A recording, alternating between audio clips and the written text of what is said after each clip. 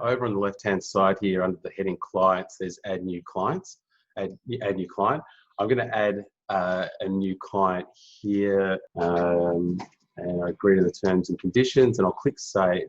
Now what that will do is that sets up on my list of clients down the left-hand side, your name is now on there. And you should also receive an email letting you know that an account has been created on Trackie. Now there should be a link in there for you to log in or set up your account. You can log into Trackie? The first thing you'll need to do is create a password. There is should be a forgotten password link there. So if I go yes, there is forgotten password. So I go through that? Yeah, go through that, forgotten password. And then I'll go to reset passwords. Okay, I'm in final, sorry. Okay, beautiful. Now, this, if you look at your screen, you're seeing my screen. This is probably what yours looks like, is that correct? Yes. Yeah, beautiful. Okay, so when you're creating clients, the first thing you might want to do with a client is maybe give them a form to fill out, whether it's a PARQ, whether it's a debit form, whether it's some other contract. One of the things you can do with this program is when you click on add card, we can attach a document. So on the right hand side here, we've got this PDF looking image. If we click on that, we can then actually choose to, add contract, for example, and then we can save it. Once we've saved it, we can then attach the file. So, here's an article by Thomas Plummer. I'll just drop that one in. It's a PDF. Attach the file, and if I click save on that, that should, excuse me, if you refresh your page, that should now be visible on your timeline. Yeah. Yep, perfect, beautiful.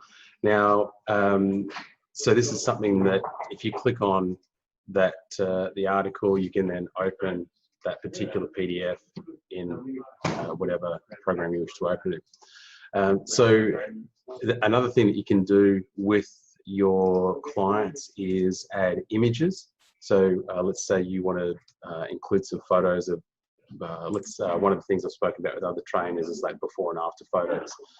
So you might have before photos that you can include. Again, I save that, choose an image to attach. So let's look at this basic Blue Magic image here and attach image. And then once I save that, the card is then updated.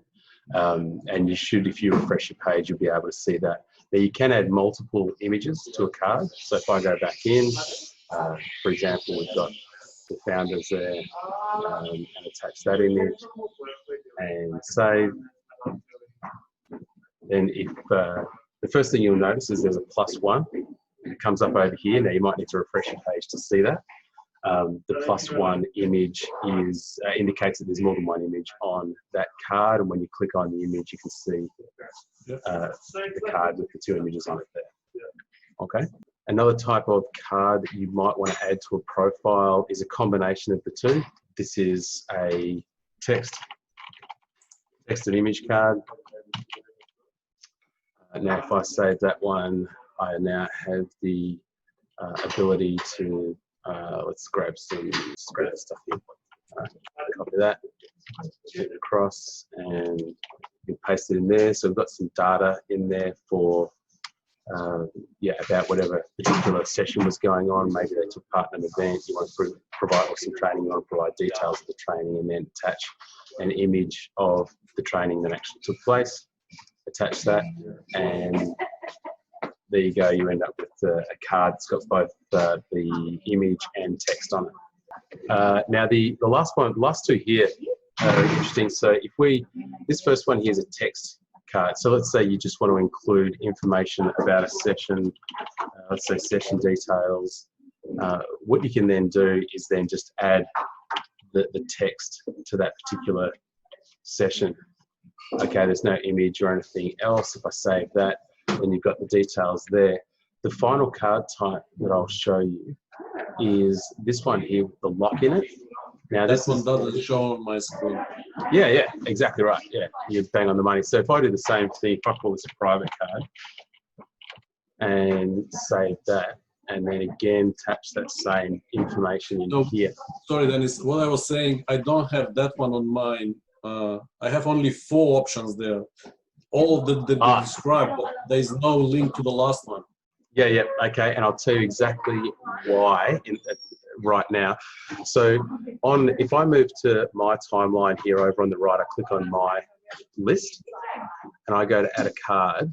There's no private card there, and that's because I don't need to create a card that's private to me, sort of thing. So I've got to see my own cards. But because I've created you as a client, I might want to add a private card. Yeah, I added it to mine. I didn't add it to the client. Okay. Yeah. So I can, if you refresh your page, you won't see the card that says private card on it. And that's and the idea behind this is that if you want to make notes on a session, but you don't necessarily want the client to see the notes, or they don't need to see those notes, then you can create a private card for that session. And when you're looking at the timeline for that client, while you will see your private card, the client won't see the private card if they happen to be logged in. And you'll note what I haven't gone through yet is tags. On each card, you can create tags. Now, on the private card, it actually has a tag that indicates it's a private card, so that you can see that it's a private card. So if you're looking at my screen, you'll be able to see that.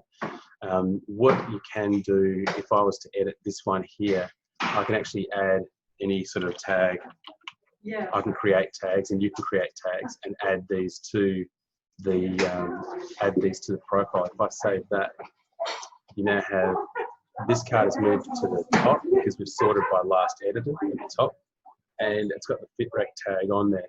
The benefit of having these tags on there means that if I click on that FitRec tag, it will now show only those cards that have the FitRec tag. So if you have particular types of sessions and you tag a session as that particular type, then you'll be able to quickly go through all the sessions of that type by clicking on the tag. You can also use the search tool up here to search by keyword or time frame, but the tag search is also there as well. One of the other things that I'll touch on here is, if you're looking at my screen on this card here for the session details, you can see I've got a toggle switch here that says allow client to edit this card. So if you're looking at it, you'll see possibly the ability to delete the card, but you won't have the ability to edit the card because you're my client. I haven't allowed you to edit the card. Now, for example, you might be going away and I've prescribed a session for you, and I say, right, Dragan, what I want you to do is let me know how far you ran on this particular day, or what time you did it and whatever else. And I can create that card and allow you to edit that card. So if you refresh your screen, the session details card here will actually have that edit feature enabled on it. Yes. Yep. Okay. Now that has appeared because I've given you permission to edit the card. So you are my training client. You're the client and I'm the trainer. I've given you permission to edit the card. So you can now edit the card, add in whatever content you want and save it. And then if I revisit that card, I should be able to see then your changes. Okay, now by default, clients are not able to edit a card that you created for them, but and that way, there's no confusion. But if you do want them to edit it, you do have the option there via that toggle switch. Now, if you were to, for example, create a card now, just create a text card on your timeline page. Yeah, I called it Dennis, yeah. Okay, all right, so it should be there. All right, so if I refresh it, now the thing is, by default, I won't be able to see it, okay? If I go to Dragan, okay, now I can't see any card there called Dennis. If you go to the edit of that card that you created, when you're in edit mode, can you see a toggle that says allow trainer to view or something like that? Would you like to share this card? Yeah, that's it. If you toggle that on and then save it. Yeah, and you want to refresh now? And so if I come back to yours, and now I can see your card. So I, as the trainer, can now see that card, and that card actually has a tag on it called shared.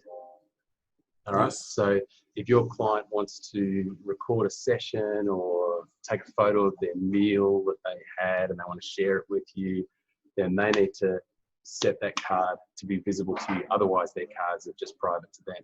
If you go to your view, so when So for me, I go to my timeline, Dennis Hoskins cards. I see at the top that I've got card tags.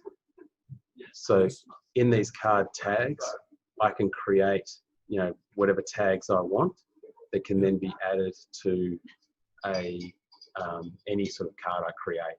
And it's a way in which you can sort the cards. Okay. The other thing that I can create is a card template. And if you have sessions, for example, that you do on a regular basis, instead of sort of writing things out again and again for every new card, you can create a template for it. So for example, I created a welcome one here. I can edit it here. It should be fairly straightforward. I can add a new one here. So Dragan template, you can save that there. Then once that's saved, I can edit it. What I'll do is I'll just grab this content from here, Control-Alt, copy that, edit the Dragan template, and paste that. So this might be a template you have for clients that welcomes them to the session, has links to things or answers to frequently asked questions, saves you typing it out again. If I save that, now let's say I go back to you as my client and I say, right, I want to add a card. I'm going to add a text card. I'm going to use the template that I created called Dragan template. And I change the title to welcome and save. And then your template is already there, ready to go. I'll just change that to Dragan. And then, I can add whatever tag I want if I want to Belgravia. There you go. So now we have this Dragan template. Now, interesting the title. Oh, that's right, because I didn't change the title there. I changed it in here. Save, bang. All right, so there you go. So that's the way templates work. So you can create a template, as many templates as you want. The last thing that I'll go through is groups. Now, what I can do is, so if I click on that full team group, these are cards that I've created for the team. So instead of me having to go to every individual client and add a card to their profile, I can actually just add a card. At the moment, it's only a text card, but I can add a card to all of their profiles at once. And that way, for example, this top card here is one I created for the team. It's just an article I saw on sales, and it appears on my timeline as well. It's got the team notice tag on it, and they can all see it. So this is sort of a message for the team. So if you have team sessions going on or group sessions going on, you can actually create a new group, create a name, add the clients, and then when you post to that session, all of those clients will be notified.